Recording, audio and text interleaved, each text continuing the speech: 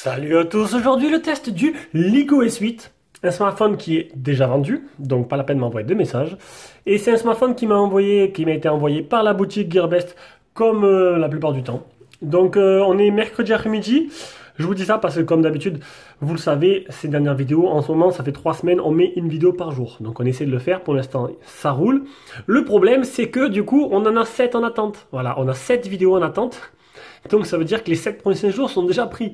Donc du coup aujourd'hui, sur les 7 on a 5 smartphones et 2 petits objets. Donc ces 2 petits objets, on les mettra, j'en ai mis une tout à l'heure à 14 h. Donc aujourd'hui, jeudi, vous avez eu, on est jeudi ou mercredi? Mercredi, vous avez 2 vidéos à la place d'une.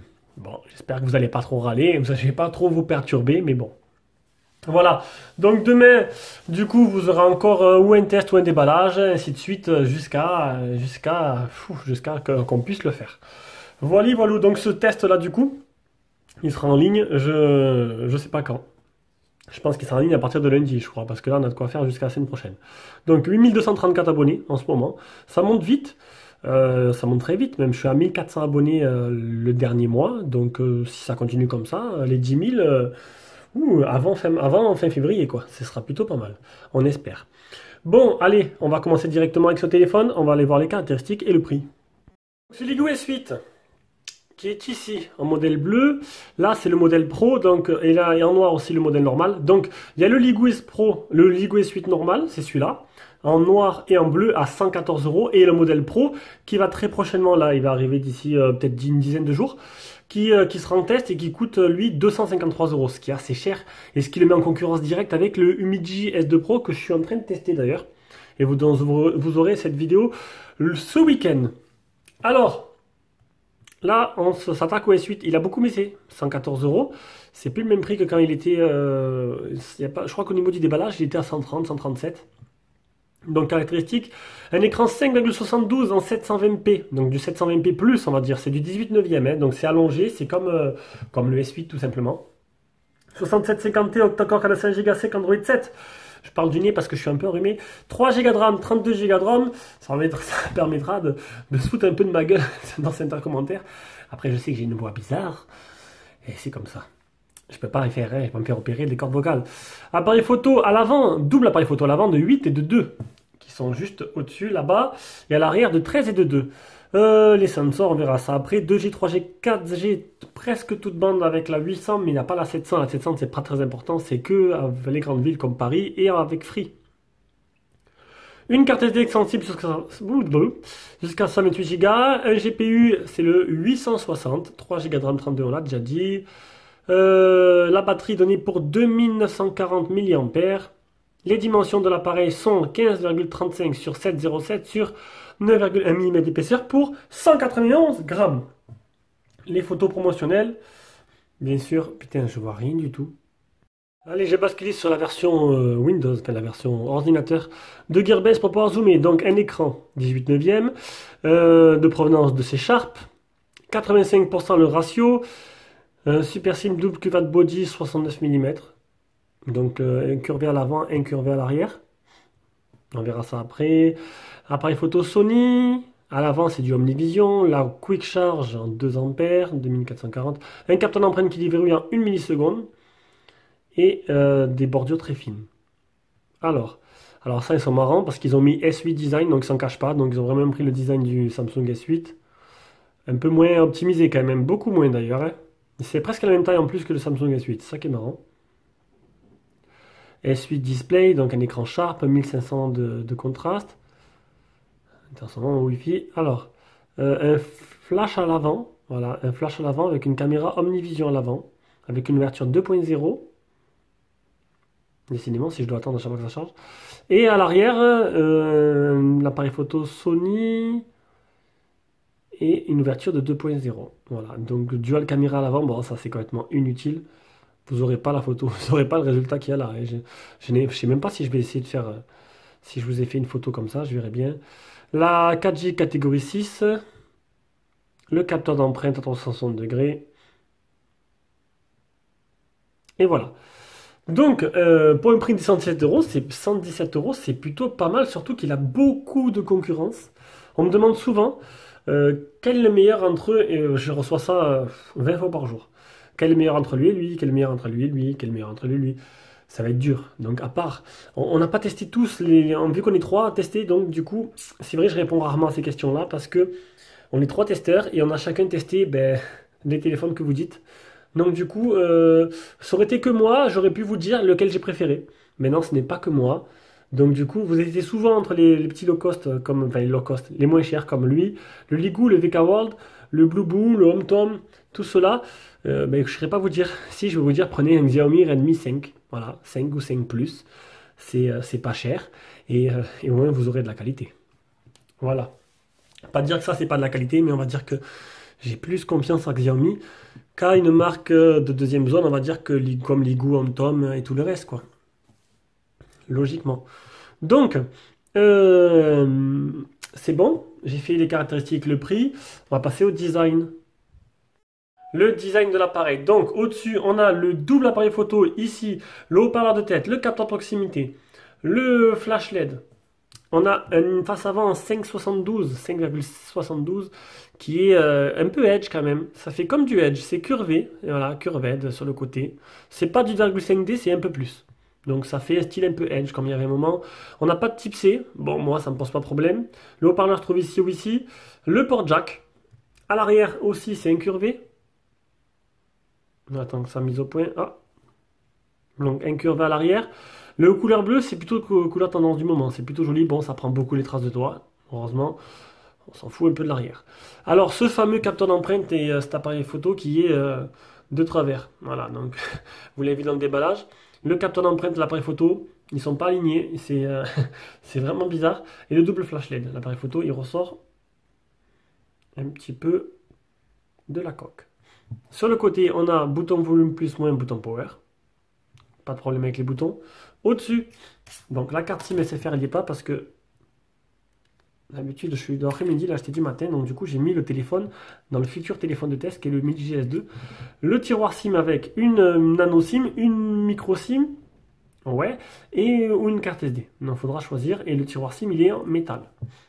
D'autres sont en plastique, donc là c'est un peu plus sympa. Et au-dessus on a, c'est tout, voilà. Donc prise en main correcte, poids correct. Dimension compacte, on va dire. Donc, prise en main, design plutôt joli. Bon, après, bon, c'est du S8. Alors, c'est pas des contrefaçons. Voilà, donc, j'aime bien les gens qui. J'aime bien qu'on me laisse des commentaires. Il y a certains commentaires qui sont bien sûr où les gens ne comprennent rien. En fait, ils découvrent la chaîne. Ah, c'est des contrefaçons. Non, contrefaçon, c'est quand il y a ce téléphone-là et qu'à l'arrière, il y a marqué Samsung. Voilà, là, il y a marqué Ligoo. Et c'est la même forme, ça y ressemble, mais ça n'est pas une. Donc, on peut dire une copie, contrefaçon, non. Voilà, donc c'est juste une imitation, voilà, on va dire ça. Ils ont repris le design, mais bon, qui ne fait pas. Et ouais. Donc on continue avec l'écran. D'abord, hop, la petite lettre de notification qui se retrouve juste à côté du flash ici. Voilà.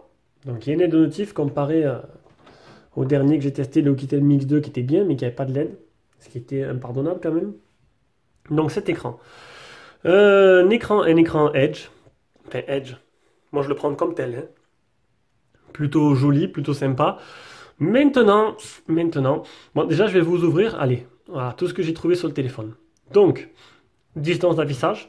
Donc, ça, c'est pour l'écran. Le manque de contraste, c'est pour l'écran. La finition, c'est pour le capteur d'empreinte et l'appareil photo qui ne sont pas droits. La fluidité, ça, c'est pour la partie logicielle, mais ça fait partie de l'écran aussi. Le capteur d'empreinte que je vous mettrai la partie logicielle, que je trouve pas super rapide. Et pas de Miravision. Donc ça, au moins, vous avez vu ce que je vais parler durant tout ce test. Donc l'écran, mais vu que c'est un écran Edge, le problème des écrans Edge, c'est qu'en fait, la dalle, je ne vais pas dire de bêtises, le LCD et la vitre, il y a un espace assez important, plus important que déjà le Oukitel Mix, vous avez vu, que c'était collé les deux, et qu'en fait, c'est super agréable. Là, il y a quand même, on peut pas, je n'allais pas bien le voir, au toucher, ça se sent. Quand j'avais le Oukitel Mix 2, c'était flagrant, c'était comme les Xiaomi, c'est super près. Ils sont collés les deux ensemble, c'est parfait. Là, il y a un espace, vu que l'écran il est bombé, il y a un petit espace qui fait que c'est pas aussi agréable au toucher. Et niveau fluidité de l'écran, enfin rapidité, le temps de réaction, quand vous écrivez les messages, ça m'est arrivé de me reprendre, d'effacer et de devoir marquer le bon mot, parce qu'il ne me donnait pas le bon mot. Moi, j'utilise SwiftKey. Et j'écrivais pas autant vite qu'avec les autres téléphones. Mais c'est un chouïa moins, hein, voilà, c'est bien, mais voilà, c'est pas non plus dérangeant, mais je le signale. Après, le manque de contraste, c'est sur les icônes en fait. Vu qu'il n'y a pas le Miravision, alors j'ai essayé avec, je vais vous montrer de suite. Quick Shark. Ça, c'est l'application qu'il faut utiliser si vous n'avez pas le Miravision. Et en fait, même avec cette application-là, ben, il n'y a pas le Miravision. Donc c'est bizarre, c'est du Mediatek.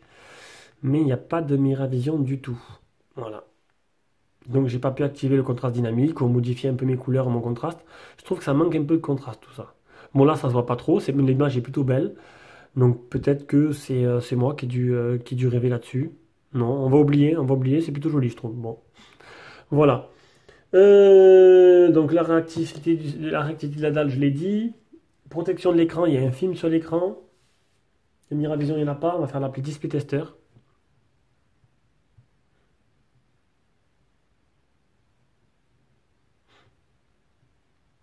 Donc les pixels morts, les fuites de lumière. Je vais pas monter trop parce que sinon.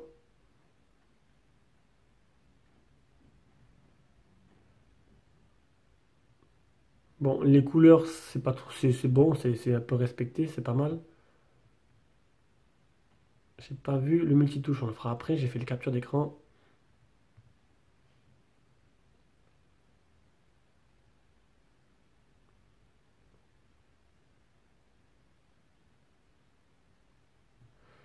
Voilà. Je vais vous montrer. Donc, on va essayer de voir sur le côté. Donc c'est merde, c'est sûr que si je mets pas, on va mettre cette icône là. Tac, ici. Ah ben non, si, c'est bête. Donc c'est pas comme le Koolnica 1 qui était quand même un peu edge. Décidément. Ah, c'est l'autre sens. Oui, voilà, vous pouvez rigoler, c'était marrant. Hop. Alors, décidément, c'est l'autre côté. Je vais y arriver, je vais y arriver. Ouais, ça, voilà, c'est pas flag, hein.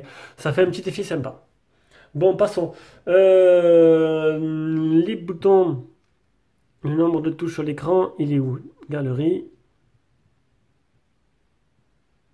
capture d'écran, c'est du 5 touches. Donc voilà pour l'écran. Allez, on passe directement à la partie logiciel.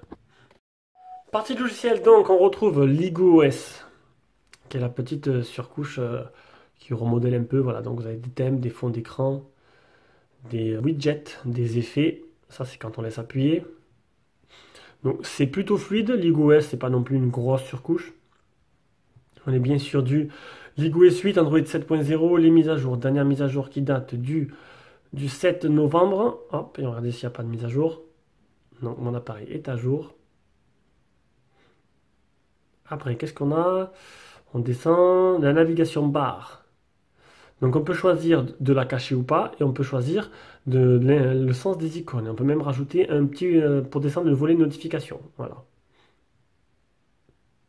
Après, la flash LED, donc là c'est juste pour l'activer et désactiver, on peut rien faire avec. 3 Go de RAM, 32 Go de mémoire interne. C'est pour ça que le prix il est un peu baissé, parce que à ce prix-là on trouvait du 464 quand même, hein. Donc 332, c'est limite. Maintenant ça se passe en dessous de 100 euros de 332 normalement, hein. Il y a bien l'adaptation à la luminosité. La lumière bleue, je ne me rappelle plus si elle y était ou pas, parce que j'avais mis l'application Twilight. Non, il n'y a pas la lumière bleue. Donc du coup, oui, j'avais mis l'application Twilight. Ouais, elle était là. Clac, Twilight. C'est pour la lumière Twilight, c'est pour reposer les yeux pour le soir. Donc c'est juste ça.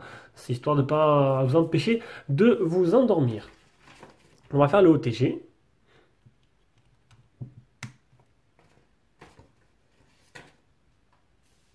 Donc il est bien OTG.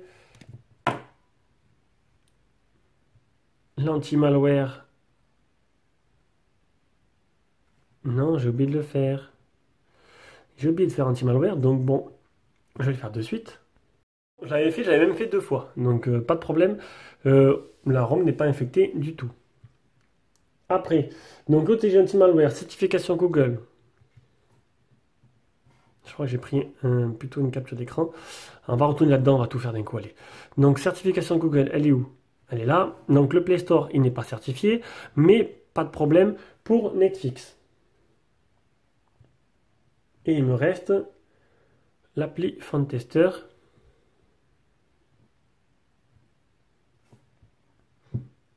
Alors, l'accéléromètre, le gyroscope, le champ magnétique, la boussole, ça c'est plutôt pas mal, c'est rarement mis. Le capteur de lumière, capteur de proximité qui est là. Et le capteur d'empreinte, ce fameux capteur d'empreinte qui est de travers et qui du coup, ben, je trouve pas qu'il est super rapide, quoi. Une milliseconde. Mais avec la coque, après, c'est plus compliqué. En plus, il est tout petit, donc avec la coque, c'est compliqué de l'appuyer. Et donc, du coup, ben, des fois, vous allez vous reprendre à plusieurs fois. Donc, je trouve pas ça super intéressant. Voilà. Donc, on passe directement à la partie performance. On va se réveiller parce qu'on s'endort un peu. Partie performance. Le Antutu. Hop. 39 655. Ça, 5 touches. On a fait 3155 pour le PC Mark. Ah, la caméra. Donc là, je l'ai. On le verra tout à l'heure. Mais c'est une Sony IMX 258 à l'avant. À l'arrière plutôt. Et une Omnivision à l'arrière. Vous avez les références ici. Donc ça, on verra après. Ça, on verra après.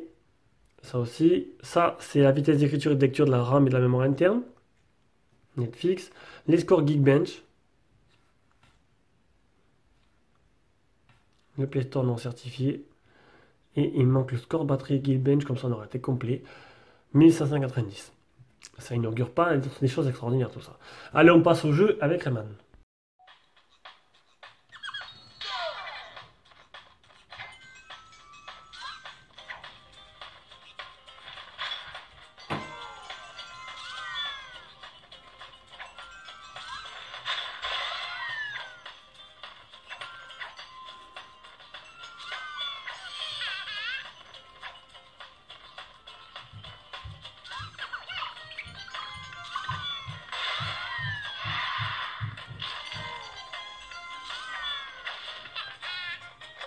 Bon, on peut pas dire que le jeu tourne de façon optimale, ça rame un peu, je trouve quand même. Il tourne pas à sa pleine, à ce qu'il doit tourner quand même, hein. Donc on va directement passer à Real Racing 3.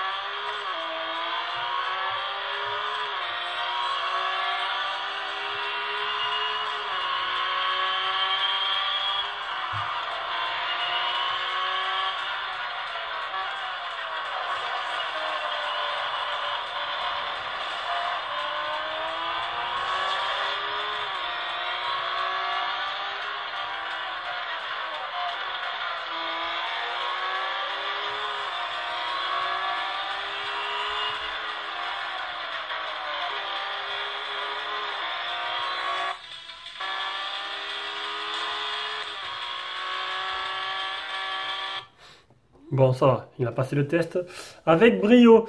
Allez, on passe directement à l'appareil photo. Le logiciel photo, et là on se retrouve avec un logiciel de base, vraiment Android stock. Donc vidéo, photo, changer d'obscurateur. Le flash, HDR, mode en direct. Ça c'est quoi? Ah ouais, je découvre. Ah, c'est pour passer sur le deuxième objectif qui est en noir et blanc. C'est pas mal. Voilà, je découvre en même temps. Ça c'est bien ça. Panorama, ça c'est le mode blur. Je vous montrerai après. Et le mode panorama. Non, panorama c'est là et ça c'est le mode normal. Paramètres. Donc tout simple. On est sur du 13 mégas. Et en vidéo, je vais mettre haute qualité. Voilà. Allez, de suite, je vous mets un peu les échantillons que j'ai pris et on reviendra juste après.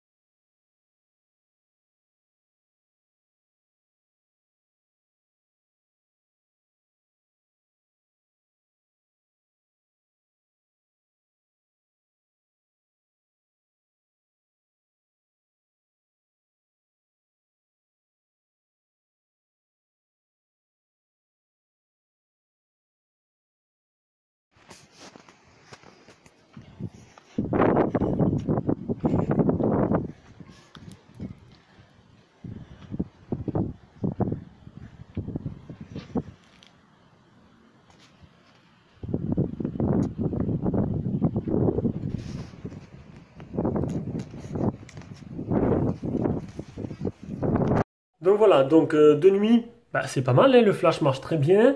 Le selfie, c'est pas mal.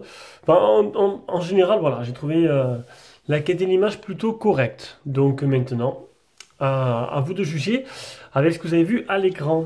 Mais bon, il n'y a pas de traitement logiciel poussé, mais voilà, c'est plutôt voilà, la lentille mise dedans de Sony fait bien son boulot. Allez, on part directement à la partie GPS.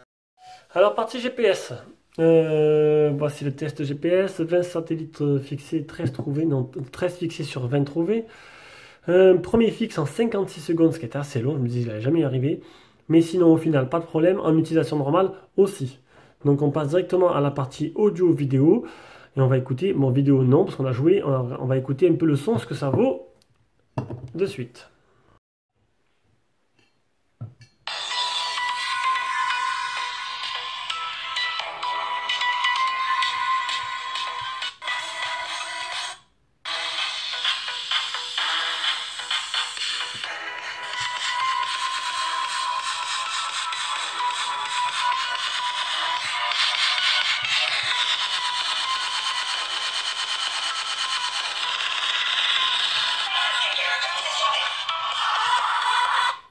Bon voilà, il est plat, il n'est pas exceptionnel, hein. Après, ça reste un téléphone.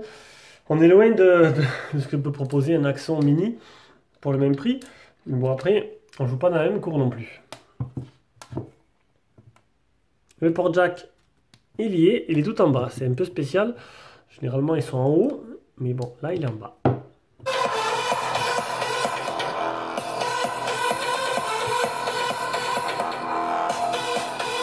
Donc voilà, pas de grésillement. Allez, on continue avec le réseau 2G, 3G, 4G. Donc il est pas full 4G parce qu'il manque la bande des 700. Donc la bande des 700, ne vous inquiétez pas, elle n'est pas importante pour le moment. Il n'y a que Free qui l'utilise. Donc si vous êtes Free, si vous êtes chez Free, vous appuyez Paris. Ça peut vous intéresser, sinon, pas la peine de se prendre la tête avec ça. Le Wi-Fi, donc je suis à fond. Donc là, juste avant que je montre, voilà, je barré entre 1 barre et 4 barres quand même. C'est un peu le grand écart. Pas de problème notable là-dessus. L'autonomie, une batterie donnée pour 2900 et quelques. Je l'ai mesuré à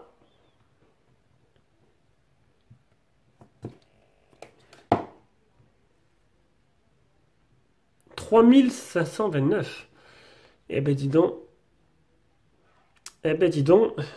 C'est chelou ça. 3529 alors qu'elle est donnée pour 2900. Petit souci. Donc c'est à titre indicatif. Des fois je suis satisfait de la mesure que j'obtiens avec mon petit boîtier. Et puis des fois, comme là, je suis un peu sceptique. Je me dis, bon, 500 mAh de plus, ça a l'air chelou. Surtout que, bon, je me suis pas trompé quand même. Je vais quand même aller retourner. Bon, elle est bien donnée pour 2940. Et je trouve 3005. Donc bon, c'est tant mieux. Mais par contre, ce qui me fait tiquer, c'est qu'en utilisation normale, c'est pas pareil. Alors, premier jour